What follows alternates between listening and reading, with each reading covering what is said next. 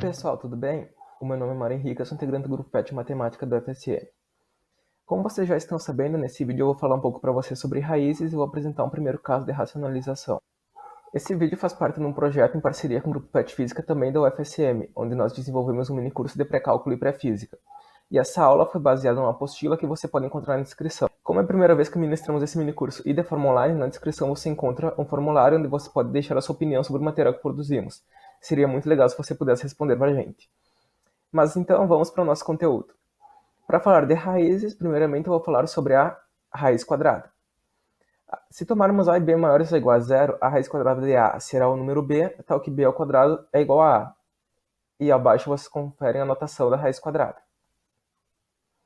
Mas o que exatamente isso quer dizer? Isso quer dizer que, dados a e b não negativos, temos que a raiz quadrada de a vai ser b se b multiplicado por ele mesmo for a.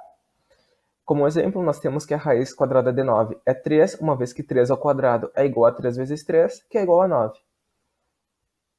Essas raízes possuem algumas propriedades, como vocês podem ver a seguir. Primeiramente, eu quero que vocês observem uma coisa. A raiz quadrada de a elevado ao quadrado é a. Já a raiz quadrada de a elevado à quarta potência é a ao quadrado. Já a raiz quadrada de a elevado à sexta potência é a ao cubo. Seguindo essa mesma lógica de pensamento, nós chegamos que, para um n par, temos que a raiz quadrada de a elevado a n, na verdade é a elevado à metade de n. Outra propriedade que nós temos é que a raiz quadrada de a multiplicada pela raiz quadrada de b é igual a raiz quadrada de a vezes b. Ainda, nós temos que a raiz quadrada de a dividido pela raiz quadrada de b é a raiz quadrada de a dividido por b. Mas não são apenas as raízes quadradas que existem outros tipos de raízes. Então, uma raiz de índice n é o número real a, que é representado pela seguinte notação: a raiz enésima de a.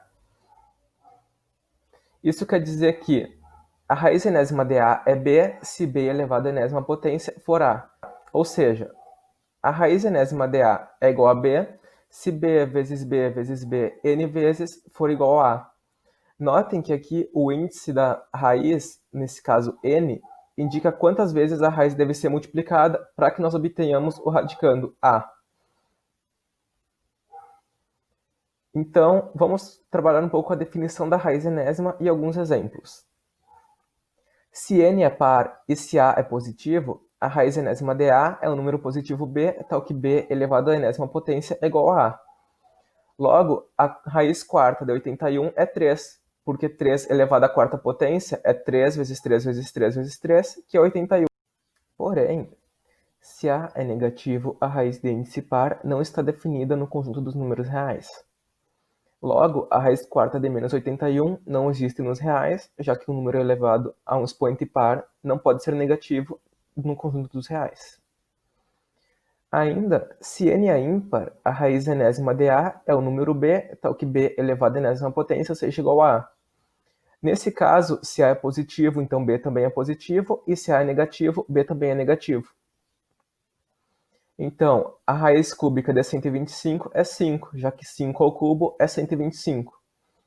A raiz cúbica de menos 125 é igual a menos 5, já que menos 5 ao cubo é menos 125. E essas raízes também possuem algumas propriedades, que são inclusive similares com as da raiz quadrada. Para a e b positivos e n natural não nulo, valem as propriedades, que a raiz enésima de a vezes a raiz enésima de b é a raiz enésima de a vezes b.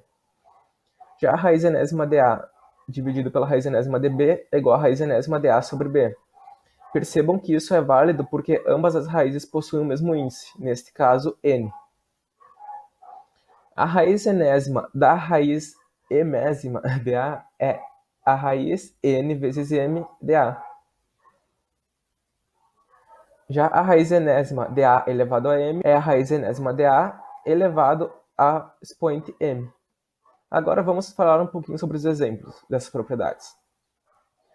Nós temos que a raiz quarta de 2 multiplicada pela raiz quarta de 8 é igual a raiz quarta de 2 vezes 8. Como os índices são iguais, nós multiplicamos os radicandos.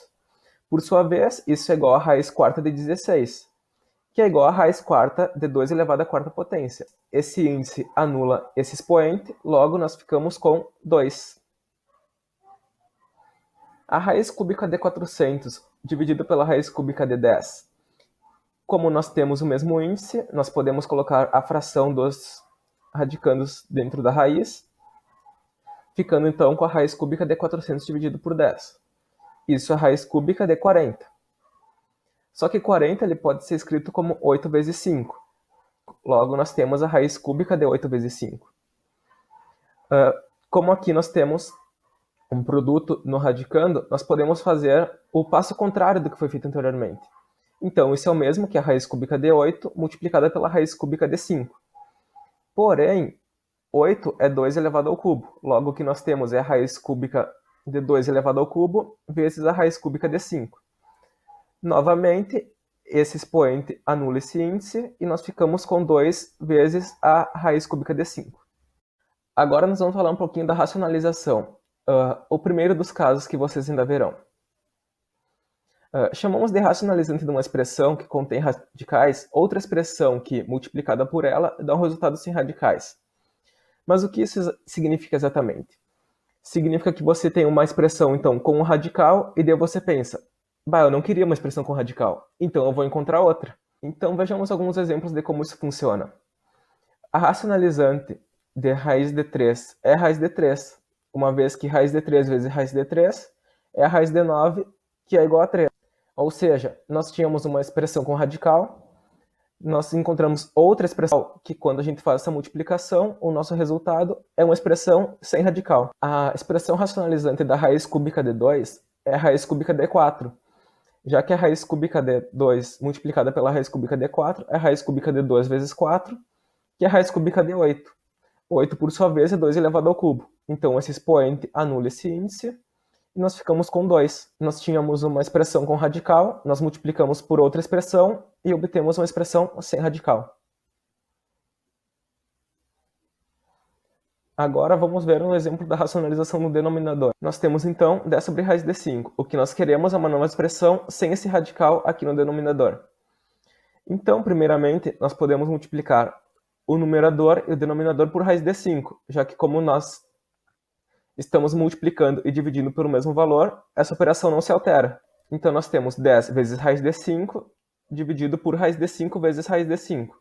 Isso é o mesmo que a raiz de 5 vezes 5. Logo, o que nós temos é 10 vezes raiz de 5 sobre a raiz de 25, que é 5. Então nós temos 10 vezes raiz de 5 dividido por 5. Porém, 10 dividido por 5 é 2. Logo, o resultado é 2 raiz de 5. Bom, pessoal, então é isso. Muito obrigado por assistir até aqui. Não esqueça de deixar o like, se inscrever no nosso canal, ativar as notificações, comentar e todas essas coisas que pedimos no YouTube. Até a próxima!